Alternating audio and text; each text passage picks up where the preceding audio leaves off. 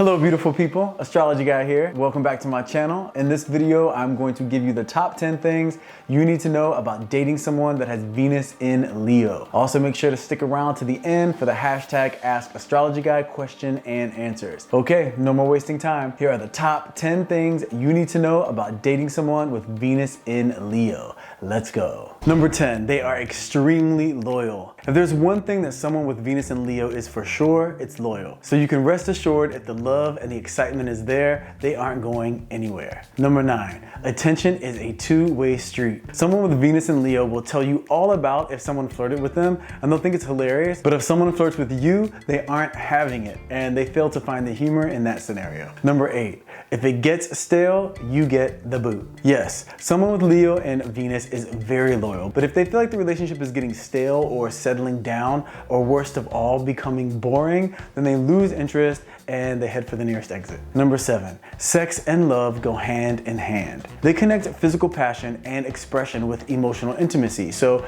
you won't catch them in a relationship just for sex. It has to have the emotional fulfillment and connection as well. Number 6, their interest in you has a lot to do with your interest in them. The more someone with Leo feels like you're into them, the more they become into you. If they feel like you're losing interest, then you become much less exciting to them. So with them, it's really a case of you get what you give. Number 5, jealousy does not bother them. If you get jealous easily when someone gives them attention, they won't get angry at all. They will actually think it's cute and will totally understand and do what it takes to make you feel better. Number 4, they are extremely affectionate. Someone with Venus in Leo is dramatic in their expression of love and passion, so they are very physically affectionate and will also feel very free to tell you just how much they love you and why. Number 3, they are very generous. The drama flows into every area of their life. When they spend big, and it can be on a gift for you, on a vacation, or just giving a sizable tip. Either way, they love making and spending money freely. Number 2,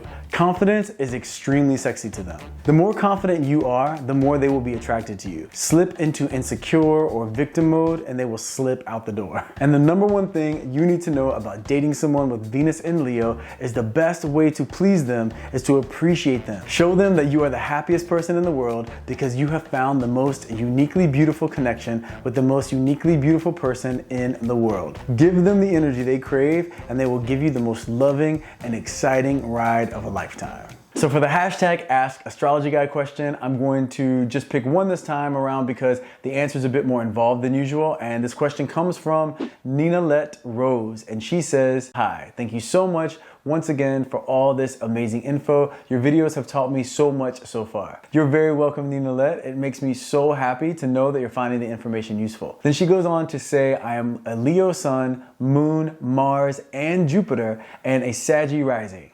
I'm super curious about what impact so many fire signs, or many signs in the same element in general, have on you as a person, and if this can lead to certain imbalances. My Venus is in Libra and my Mercury is in Virgo though." Okay, great question, Ninalette. So first of all, wow, that is a lot of fire in your chart. So whenever you have that many placements in fire or in any one element, yes, it for sure can create an imbalance due to the fact that you have an excess of one type of energy without the other perspectives and behaviors involved enough of a degree to create a balance. This would also be the case if you had an excess of earth or an excess of water or an excess of air. So first I'll address how this affects you specifically with all of that fire, and then I'll go over the other elements briefly so anyone out there with those types of imbalances can also benefit from the info. Now with that much fire, the great thing about it is you will never really lack in physical energy.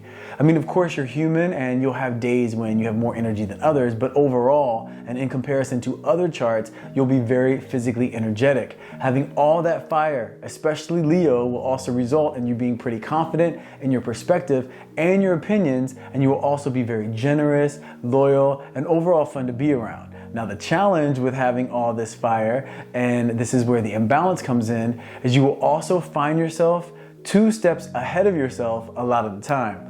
And what I mean by that is you aren't a very patient person and you're going to really benefit from slowing down and being more present. You may have a tendency to have a hard time focusing for long periods of time, and all of this fire also may result in you missing the details of certain situations. So overall, the best way for you to make the most of your fiery disposition is to make sure, like I said, to slow down. Make a conscious effort to be as present as possible. Pay extra close attention when you're communicating with someone to the listening portion of the conversation, and making lists for yourself is going to be very helpful when it comes to not forgetting things as a result of moving at a very fast pace. So in any given situation, when you feel like you're getting ahead of yourself, take a deep breath and bring yourself back to focusing on what's happening in the present moment. That will really help you to counterbalance any negative aspects of all of that fire. That way you can just capitalize on all of the positive things that having all that fire can bring. Now, for anyone out there that might be heavy in another element, I'll give you the best way to counterbalance that energy. For someone with an excess of earth, you will be extremely consistent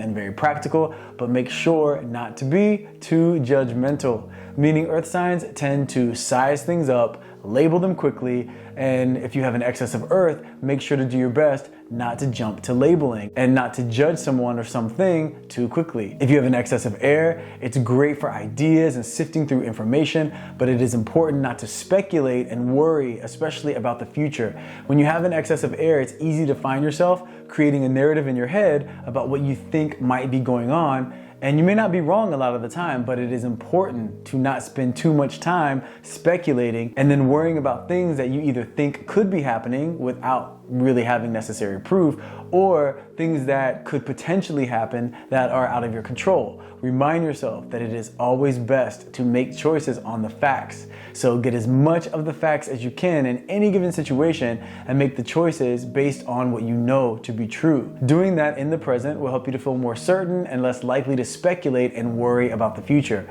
Remember, we can't change the past and we can't control the future. We can just do our best in the present moment and communicate effectively to get any and all necessary information to make the choices that are in our soul's best interest. And for the people out there with an excess of water in your chart, you will have incredible intuition and empathy, but it is so important not to allow yourself to confuse your emotions with your intuition. When you confuse the two, you can find yourself making emotional decisions and justifying that decision by saying, well, that's how I feel.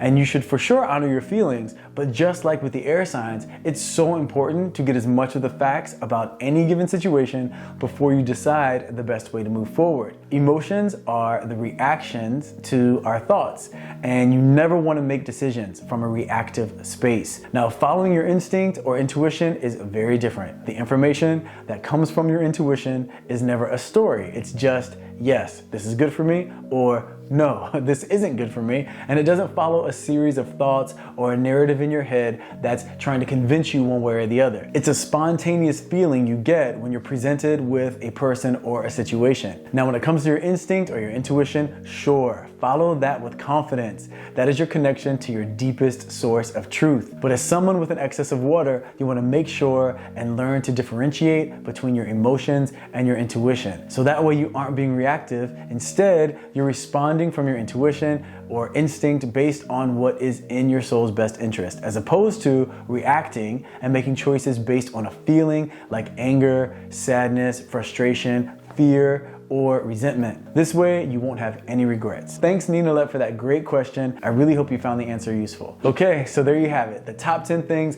you need to know when dating someone with Venus in Leo, and some insight into the best way to navigate having a chart with an excess of one element. I really hope you all enjoyed the information. If you did, hit that like button. Let me know your thoughts in the comment section. If you would like a question answered, please put the question in the comment section with the hashtag AskAstrologyGuy. Thanks so much for taking the time to hang out with me. I love you guys, and I will see you in the next video.